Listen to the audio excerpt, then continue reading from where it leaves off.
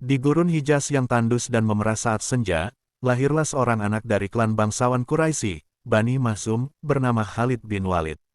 Ayahnya, Al-Walid bin Al-Mughirah, adalah seorang pemimpin yang disegani, kaya, dan dihormati karena strategi dagang serta kemahirannya dalam puisi. Khalid mewarisi kecerdasan, karisma, dan tubuh kuat penuh disiplin yang dibentuk oleh latihan keras dari kecil. Dari masa kecilnya, Khalid sudah belajar menunggang kuda tanpa pelana, memainkan tombak, dan mengatur formasi barisan. Ia tumbuh dalam dunia penuh tantangan, di mana keperkasaan lelaki diukur dari keberanian dan kejituan dalam medan laga.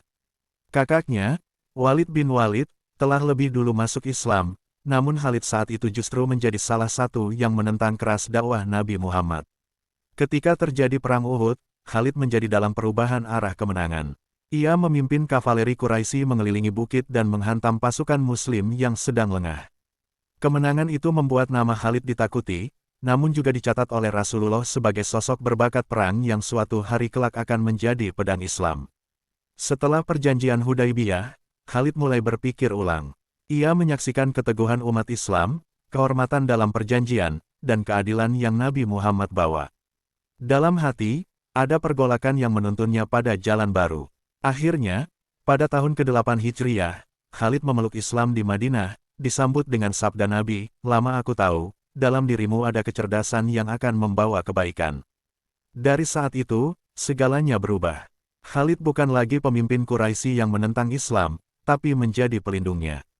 Ia belajar taktik Islam, mempelajari Al-Quran, dan mengasah kepemimpinan bersama para sahabat. Rasulullah kemudian memberinya gelar, Saifullah al-Maslul, yaitu, pedang Allah yang terhunus, sebuah gelar yang tak pernah diberikan kepada tokoh lain sepanjang sejarah Islam.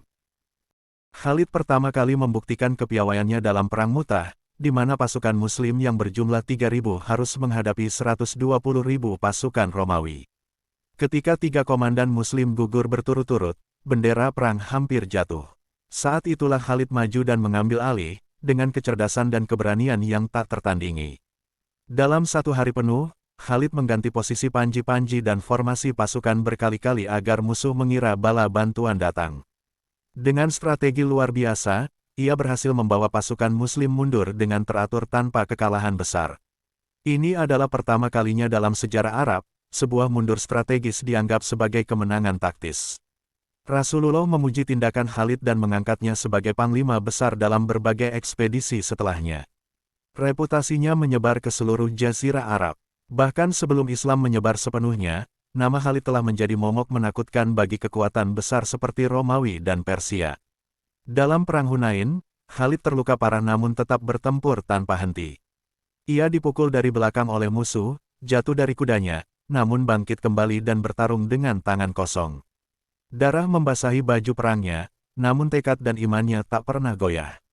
Sepeninggal Rasulullah, Khalid tetap memegang peranan penting di bawah kepemimpinan Abu Bakar As-Siddiq. Ia menjadi tokoh sentral dalam Perang Ridha, mengalahkan para nabi palsu seperti Musailamah Al-Kadzab. Di Yamamah, ia menunjukkan keteguhan iman dan ketajaman strategi, memimpin pasukan untuk menyatukan kembali umat Islam yang mulai tercerai. Perang Uhud menjadi panggung awal kejeniusan Khalid bin Walid dalam strategi militer, meski saat itu ia masih berada di pihak Quraisy. Ia memimpin pasukan berkuda sayap kanan dan berhasil mengubah jalannya perang melalui manuver kavaleri yang mengejutkan.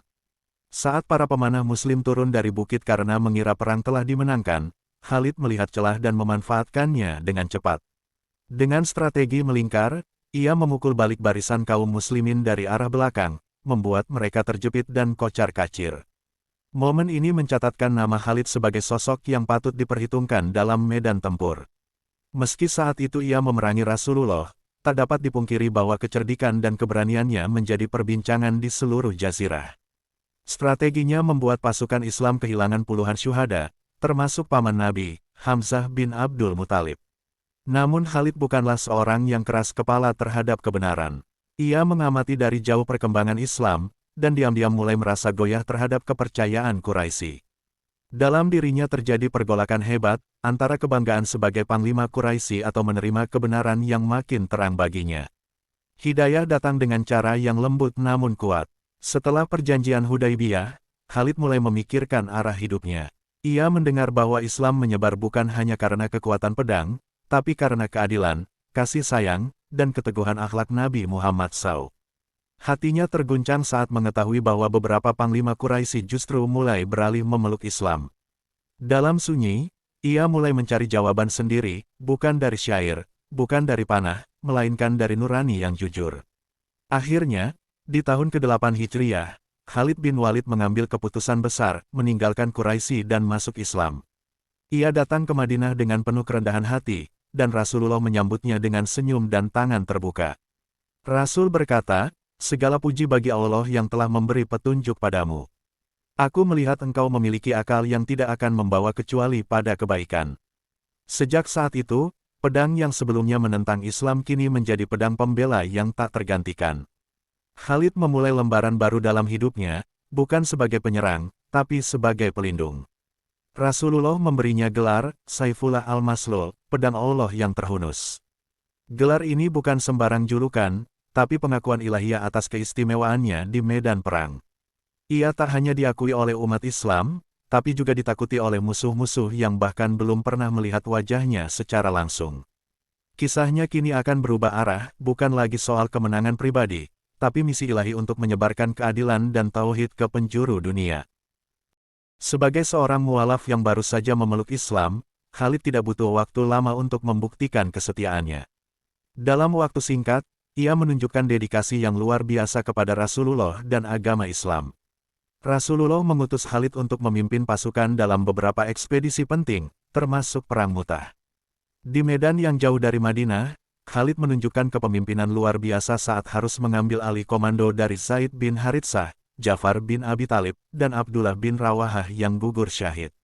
Dengan hanya 3.000 pasukan melawan lebih dari 100.000 tentara Bizantium dan sekutunya, ia berhasil menyelamatkan pasukan Muslim dari kehancuran total. Taktik Khalid di Perang Mu'tah dikenang dalam sejarah sebagai salah satu manuver paling cerdik. Ia mengganti posisi pasukan pada malam hari dan membuat bendera berpindah tangan agar musuh mengira bala bantuan besar telah datang. Strategi ini membuat pasukan Romawi kebingungan dan berhenti menyerang dengan intensitas penuh.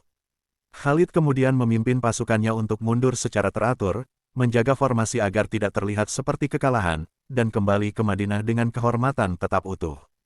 Rasulullah menyambutnya dan menegaskan gelar, pedang Allah, kepadanya setelah perang ini. Khalid semakin menjadi andalan utama dalam militer Islam. Setiap kali medan perang memanas, nama Khalid selalu disebut pertama. Ketika Rasulullah wafat, muncul gelombang besar kemurtadan di berbagai wilayah Arab. Khalid kembali ke medan jihad, kali ini dalam perang melawan nabi-nabi palsu seperti Musailamah al-Kadzab di Yamamah. Dalam pertempuran yang brutal itu, ribuan muslim gugur, namun kemenangan besar akhirnya diraih. Kepala Musailamah terpenggal oleh tangan Wahsy, mantan pembunuh Hamzah, dan kemenangan ini tidak lepas dari peran besar Khalid dalam menjaga formasi dan semangat pasukan. Setelah stabilitas internal kembali, Khalid memainkan peran penting dalam perluasan wilayah Islam keluar Jazirah Arab. Khalifah Abu Bakar mengutusnya ke wilayah Irak untuk menghadapi kekuatan Persia. Perang demi perang di sana menjadi bukti kejeniusan Khalid. Dalam waktu singkat, ia menaklukkan kota-kota besar seperti Hirah dan Anbar. Ia dikenal bukan hanya karena keberanian, tapi juga karena keadilan kepada rakyat yang ditaklukkannya. Banyak penduduk non-Muslim memilih masuk Islam karena melihat kejujuran dan kebaikan pasukan Islam di bawah komandonya. Namun, tantangan terbesar menantinya di medan Syam, Suriah, menghadapi kekaisaran Bizantium.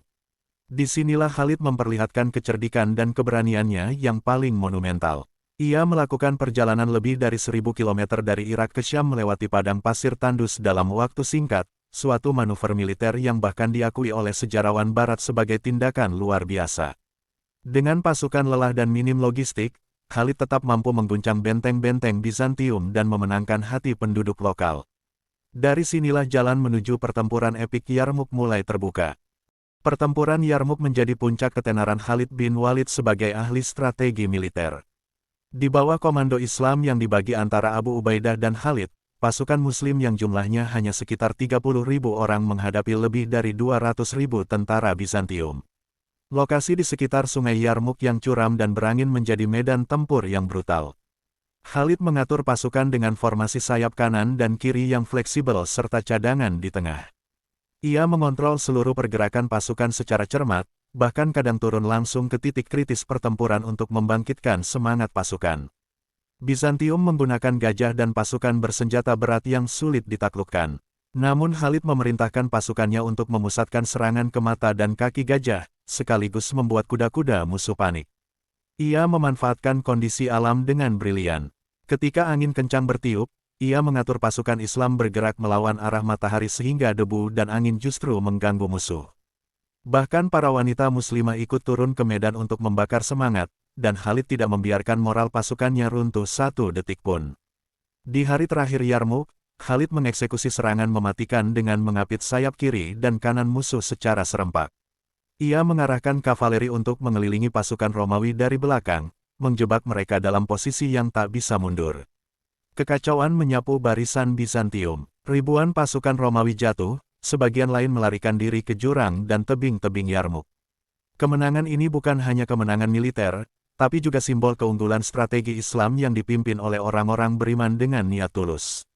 Setelah Yarmouk, Syam terbuka lebar untuk pasukan Islam. Damaskus, Homs, dan banyak kota lain akhirnya menyerah. Tapi meskipun Khalid menjadi pahlawan besar yang dielu-elukan, ia tidak pernah mencari kemuliaan pribadi.